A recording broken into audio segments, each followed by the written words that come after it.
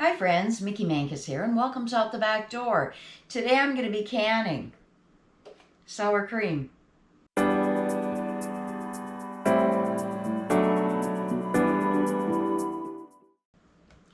First thing I'm going to throw out there is canning sour cream is not an approved canning recipe. You use your own discretion whether you want to do this or not. But one thing I do want to mention is when you're water bath canning, it always says, and yes, that's what we're going to do with the sour cream, is water bath can it. We're not pressure canning. Water bath canning is recommended where you have your food at a 4.6 or lower pH level. Sour cream's at a 4.5. So I want to share with you how to do the sour cream. I'm only doing two 16-ounce containers today, but I have done some in the past. I'm going to open up a jar to show you what it looks like once it's processed and how we're going to get this beautiful, lush, creamy consistency out of it. I think almost better than the original. All right, I've got 4 of my half-pint jars all set out, ready to go. I have let this sour cream sit out at room temperature for a while. I didn't want it super cold to begin with, because I am going to be putting it into a cool canner. My jars are room temperature. The sour cream's pretty close to room temperature, and I just put cool water into my canner. And yes, I've got my pressure canner out because that's what I had available. And if you didn't see my video that I showed you why I'm using a pressure canner, check that out. Okay, so I've got the water heating up in there, but I don't want to get it to a boil right away. This is going to be so simple and easy. It's kind of like milk. Everything's at room temp, and we're just going to start putting it into our containers. If you happen to have any whey on top of the sour cream when you first open it, you're more than welcome to mix it up some. All right, I'm just kind of mashing it in towards the bottom to try to get out some of the air bubbles. In my headspace, I am going to only leave, I suppose that would be a ½ inch, because I'm only going to come up to the bottom rib of the neck here. One way that I kind of get this to settle down, even though I really don't see, well, there's a air bubble down there, but I give it a spank on the bottom. And if that isn't helping, then I get my handy dandy chopstick in there and try to help fill that in some. It's not going to make a major difference, but, oh, making a mess. Okay, so anyway, I'm going to fill these up and then I'll start cleaning them. Okay, I've wiped down the rims and everything on my jars. You can see, even though it looks like it's filled up when you're looking at the side, it's not. And I am going to get my 2-piece lids on, fingertip tight. Now, I still had a tiny bit of leftover sour cream. I wasn't about to start cramming that in there and making it fit, because I wanted to make sure that I did have that ½ inch head space. These are going to settle down. So I am going to be putting these into my canner. Like I said, the water it was kind of cool. As long as everything else is cool, I don't want a temperature shock, and I'm going to slowly bring it up to temp. Yes, I actually have a lot of water in my canner right now, and I am going to be technically water bath canning. The only difference is I'm using my pressure canner. So I'm going to set these in here, and I'm going to slowly bring my temperature up. Okay, the only reason I'm putting the cover back on there is to keep the heat in, and it'll help the water come up to temp a little bit quicker. And like I said, I'm going to bring up the temp slow, the same way as when I'm canning milk. Once my jars come up to a boil in the canner, I'm going to time it for 20 minutes. I realize you're thinking, well, that's a small size of a jar. But for the sour cream, for the ½ pints or pints, I want you to be processing them for 20 minutes. I don't think you'd want to do quarts because I want to show you, here's a close-up of what the jar is going to look like once it's done processing.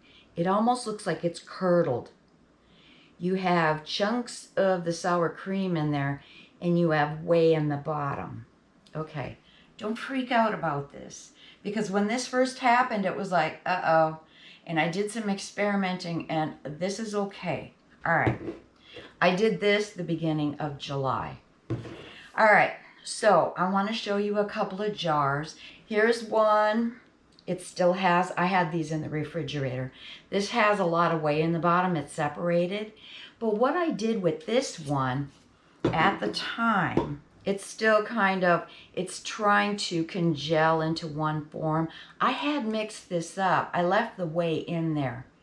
And I was trying to mix it with a whip and everything else. Well, you can do that, but it's going to take you a while. Actually, what I found works the best is using a stick mixer. So this is what I'm going to be doing today to show you how we're going to get the beautiful result that I'm going to be showing you towards the end there. So anyway, this I did leave the liquid in, and when I had it mixed up, it didn't set up thick.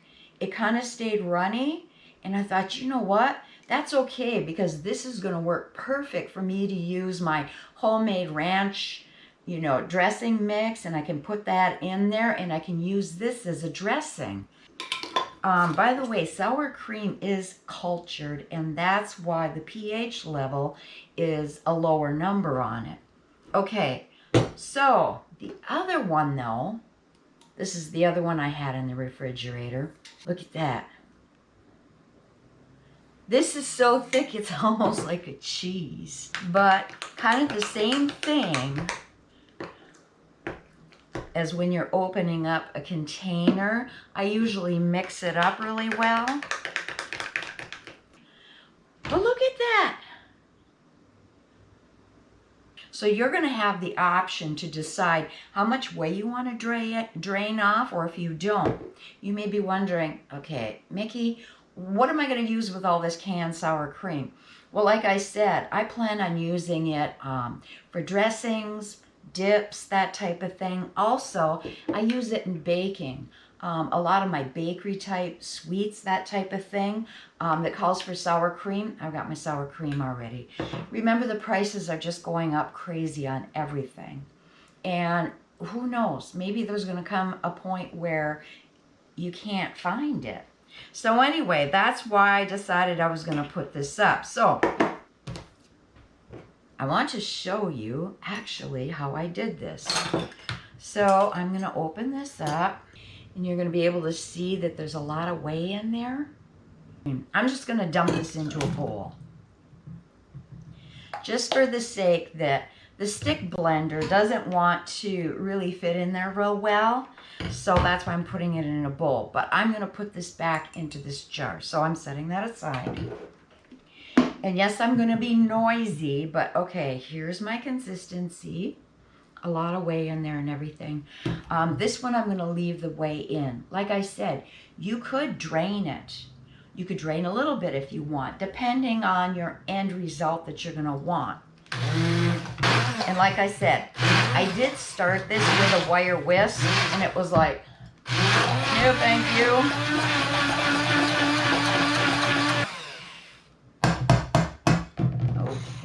Okay, so once I've got this mixed up, like I said, if I'm leaving the whey in here, it's going to be runnier, so it would make a really nice type of a dressing. This will thicken up a little bit more once I get it back into the refrigerator, because remember, all of this is at room temp. Okay, I'm going to do one more, except I'm going to dump the whey out on this one. I'm just going to leave a tiny bit of the whey in there. Okay, now this one, I mean, it's sunk in the middle, you know, came down part of it. Like I said, it's almost like a cheese in there because it's so thick. Now, I'm just going to go to the sink and drain some of the whey off. Okay, I'm going to leave a tiny bit in there. So like I said, it almost looks like ricotta cheese right now. Give it a mix.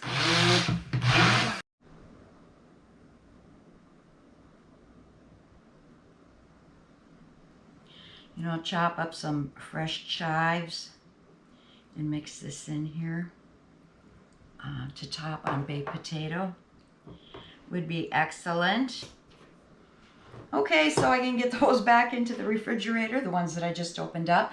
I would say once they're opened, don't leave them in the refrigerator any longer than 2 weeks. I would say 1 to 2 weeks is your time period in order to use your container of your sour cream. As far as shelf life, Megan just started this beginning of July. I can't give you a definite shelf life on this yet. I'm guessing at least a year. Most of my milk products have been 2 years or more in the pantry, and they've been really good because I really haven't seen a whole lot of people canning up sour cream and giving any answers. So anyway, I hope you enjoyed this video, and if you did, please give me a thumbs up and share, especially if you know somebody that might enjoy the video. Share it.